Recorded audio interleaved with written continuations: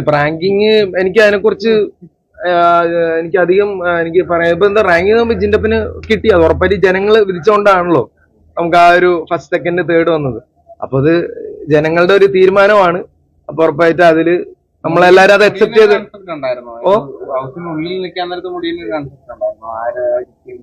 ഇല്ല, ഞാൻ പറഞ്ഞില്ലേ, ഞാൻ അങ്ങനെ ആരെയും ജഡ്ജ് ചെയ്യാറില്ല. നമ്മള് ഡേ 1 to 100 വരും.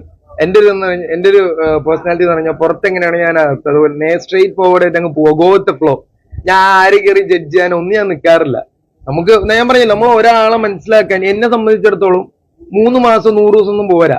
ഒരു 2 വർഷം 3 വർഷം കഴിഞ്ഞാലും ചിലരും മനസ്സിലാവത്തില്ല. പിന്നെ നമ്മൾ ഉമ്മ കയറി ജഡ്ജ് ചെയ്യാനുള്ള കാര്യമില്ലല്ലോ.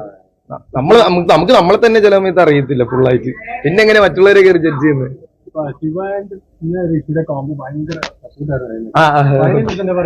ഇപ്പൊ ഈ അൻസിബ ഈ കോംബോന്ന്